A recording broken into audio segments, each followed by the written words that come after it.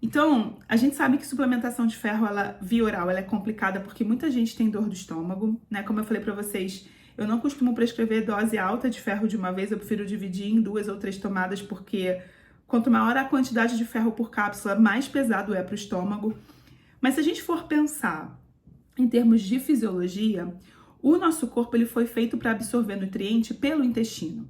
E pelo intestino eu tenho essa capacidade de autorregulação da absorção que eu estava explicando para vocês antes, que é principalmente do ferro não M, né, do ferro dos vegetais e dos suplementos, que é o cotransportador ferro, cobre, zinco ser regulado. Então assim, se a pessoa já está quase no nível ideal, ela vai absorver muito pouco daquilo que está entrando. E aí vai sobrar muito nesse intestino e aí pode dar diarreia, pode dar constipação.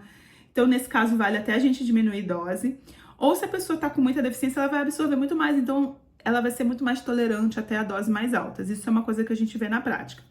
Mas, de uma forma geral, mesmo que a pessoa venha com um nível muito baixo de ferritina na primeira consulta, dificilmente eu prescrevo infusão de ferro de cara. Por quê? Primeiro que eu sei que se ela tá com nível muito baixo de ferritina, a absorção dela vai ser muito melhor. Segundo, porque o ferro via oral é a forma como o nosso corpo foi feito para absorver ferro. Ele tem defesa.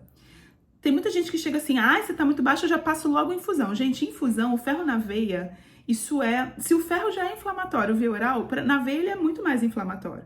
É claro que com a infusão você resolve muito mais rápido uma deficiência grave. Se a pessoa já tá com anemia, se é uma gestante que está prestes a ter o parto e já tá com muito... Tem casos que a gente realmente precisa, mas normalmente o que eu faço? Eu começo com ferro via oral e avalio a tolerância daquele paciente ou daquela paciente. Se a pessoa não tolera, por dor do estômago, por constipação, ou se a pessoa tem alguma doença que ela não está conseguindo absorver direito, e eu já vi isso acontecer, inclusive é o que aconteceu comigo, eu passo em seguida para o ferro sublingual, que ele é ainda um pouco mais próximo do fisiológico do que a infusão.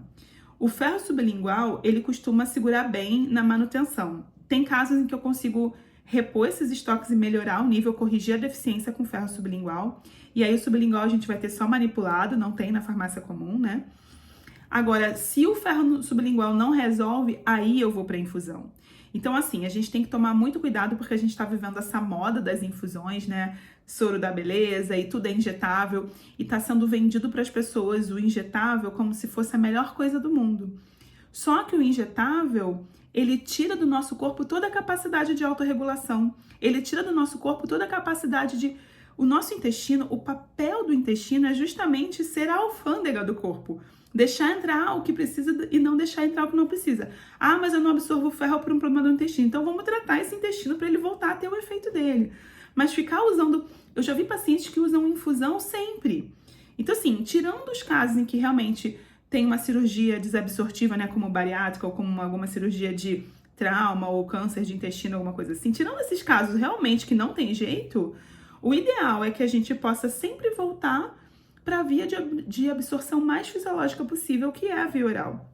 Por isso que eu não gosto muito dessa conduta de sair dando infusão de ferro de cara, sem a gente nem avaliar os pacientes. E para os meus pacientes que já chegam tomando infusão, eu pergunto, você já usou ferro via oral? Não, foi direto para infusão. E eu já vi muita gente com conduta assim, tá? Não foi pouca não. Eu chamo, vamos testar então o via oral primeiro, porque às vezes o via oral é mais barato, é mais fácil de encontrar, é mais fácil pro dia a dia, porque fazer uma infusão não é uma coisa simples, a pessoa passa o dia inteiro lá, tomando soro, o dia inteiro não, né? Mas uma manhã inteira tomando soro, pode dar alteração na veia, enfim, é tanta complicação. Por que a gente não vai primeiro pro simples? Então eu sempre começo via oral, só vou pro sublingual e na sequência pro infusão quando realmente não dá certo, não precisa, tá? Deu pra entender, gente?